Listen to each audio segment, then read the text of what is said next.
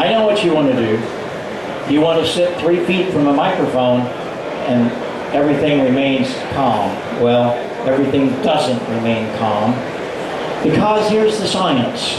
Every time you double the distance, you lose 6 decibels. So if I pull the microphone away, watch what happens. And I start getting real thin sounding. Can you hear it get thin sounding? And it loses gain. 6 dB a gain for doubling the distance. Now you're hearing my voice direct. I'm going to turn around so you don't hear me direct. I lost transient response. I lost dynamic range. I lost frequency response. And it sounds very thin. I hear guys on the air like this, and every once in a while I'll break in and say to them, how far are you from your mic? About a foot? How do you know? Because I can hear it. Watch what happens when I get on the microphone. Not only did it get louder, they got better response. The transient response is better, dynamic range is better. You can understand me better, but when I pull away, hello. So what you want to do, and there's an answer for this, look at one of our booms. Hold that microphone right to you. Even if you want to sit in your easy chair, fix it so you can bring it right here. And with all of our microphones, you can move around and it doesn't change. Can't do that with a lot of microphones. The minute you get off, you're gone. Not mine. I make that so it's got an omnidirectional pattern, but because of my phasing, so your fans and all the room noise is going to be gone. And that's what you do. It's probably not the answer you want, it's the science that you have to adhere to. And I usually get about 2 to 3 inches from a microphone. That's where I like to work it. And it sounds really good, and it's always there. Right? Fully accept that, to be perfectly honest, because you what? in most broadcast and recording situations, the mic is considerably further away. Your mic's tailored for close response. No. Oh, no.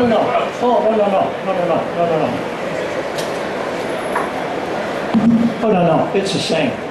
It's the same. When you get away, bingo. This is like one of the leading microphones in broadcast today until my PR40 came along.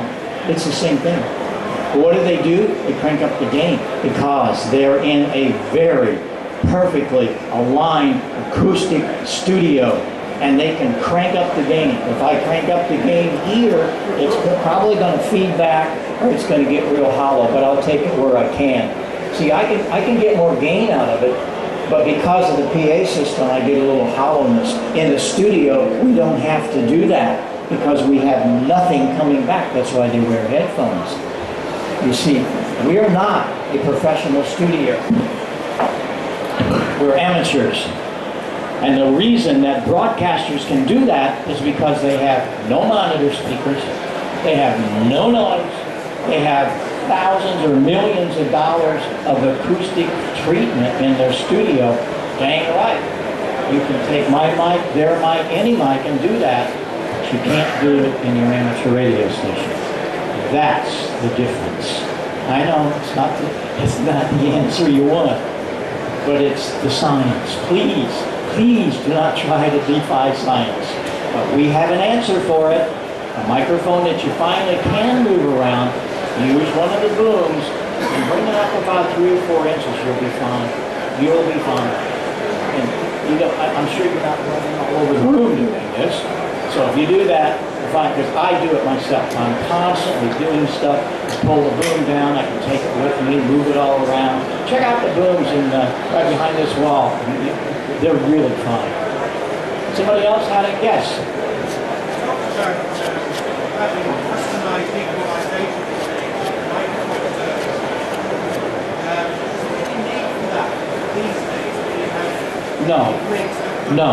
No. He's asking if you had a custom microphone or custom EQ. That usually doesn't work well because it's only for one source, whatever. You're better off to have equalization in the radios or here where you can, if you want to do DX work, go do it. I mean, cut through that noise. No, it's not pretty sounding. but it sure cuts through the noise. And as I said, please learn to use the menus and the equalization in your radio. It really works, and everything's got EQ today. Oh, 450 Yaesu, oh, 897s, all these radios have EQ in them today, and that really works for you. Then use a microphone that's flat in response and a little bit of boost at 2 to 3K is what we do all the time, and it works really good. Okay? Yes? I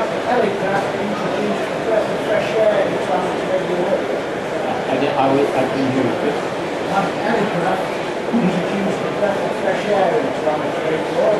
Yes. Yeah, they have an 8-band EQ in there. Yep. And have you adjusted yours? No, I've got the science check. Okay. Well, we're going to let you slide. When I see you the next time, you're going to be an expert at adjusting. You can go to our website, and we have a whole section on DSP equalization settings. Now, these are only starters. I mean, every voice is different, every room is different, everything's different, but it's a good starting point. And we just did a real nice thing for the K3, great little radio. And that works great. And our microphones are really choice for that radio. Works great. Yeah, super. The use of the headset is the full setting. Well, I'm one of these, and it's hard to make people understand this. The new Elite, by the way, the microphone is not here. It shouldn't be here. And the reason it shouldn't is it's going to get breath blast all the time. Pull it off to the side a little bit. And you'll notice, if you close your eyes, you didn't know I moved that microphone. You didn't hear it. It works great. And we have positioned the element and the boom to fit on the side, right here.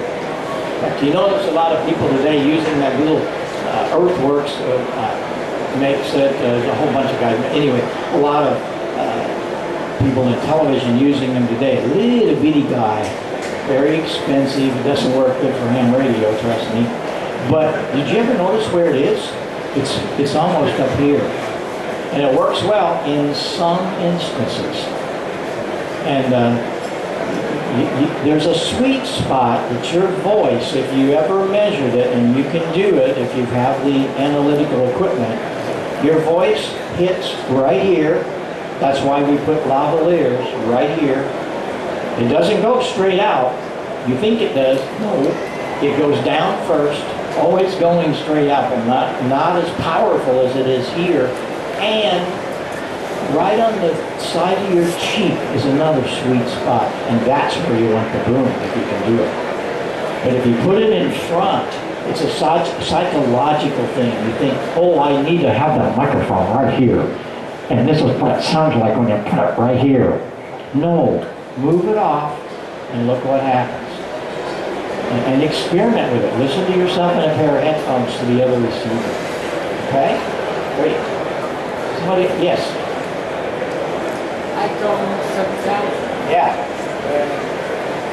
Sometimes I use it as a base station. The other time I like to take it out for mine. Yep. Does your yes, the headset, yes. 7,000 we're talking about. 7,000 is a great radio. There's one fallacy with it though, it's got low gain. They dropped the ball on that, but it's a great radio. It's got the best noise blanker I've ever heard because it's got 2 of them. And on that, I use our IC element, like the ProSet IC, the Elite IC, now the new little Pro Micro, which is a great little headset with IC, as long as it has IC in it, terrific. And we have a great push-to-talk switch that we should call it the Magnum 45. It looks like the pistol grip on a gun. I was using one from Switchcraft for years. I subcontracted them to do it, like in a hospital bed. But after you do that at a contest, you're going to have arthritis of the thumb. It's awful. So I developed this, and we had to make the tooling. It's very expensive to do. I don't care. We have to do these things. And the new HS2 hand switch is wonderful. Contesters love it. Or the foot switch. I have two of them. One of them I built for myself. I have a lot of old gear. And so I have, we're talking 1955, 56 stuff, and I have an amplifier and a transmitter. Well, they never did work together, so I have two switches in it. One for the amp, one for the transceiver. And because of the physics of it, the amp comes on first, and then the transceiver, and when you let off, the reverse of that. So you're not going to blow anything up. That really works, the FS2, it's a great foot switch. But the other one, we just brought it out, it's only $25 American. It's very inexpensive, but it's well built. You go look at switches today. Yeah, I know. They all build them, but they're cheap. They're little plastic things, and they don't have a very good hinge. We have a solid hinge with it's a little C-clamp. You can take it apart if you need to clean it or whatever. And there again, I'm a ham. I build this stuff for me first. I use it. I know what works. And I know what doesn't work, and I know what rigs they work with, and so on. But that new switch, I use an FS2 and one of the new Pro Micro ICs on the 7000. It's great, and that's also good for the 706. Yeah, it really works good. Yeah, we got to wrap up for the next one. Listen, thanks for coming. I really appreciate your time. And we'll be out on the other side of the wall all day. One other thing I have to tell you, how many people are watching Ham Nation? Cool. This is a great new thing. Take advantage of it. It's on the internet. We do it live every Tuesday night, because that's at 2 o'clock in the morning your time, so forget that. Although it is fun to watch the live stuff when we screw it all up trying to get it going. But go watch it. Ham Nation. Put Ham Nation into Google and it'll take you there. It is fabulous.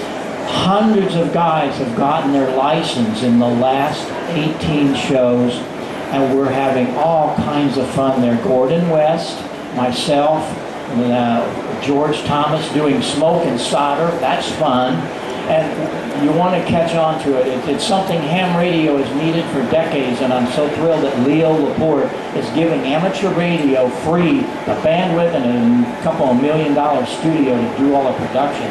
And so we're very, very excited. So be sure to check in Ham Nation. Put it into Google and it'll be there. We'll see you on the other side of the wall. Thanks for coming, and I hope you learned something.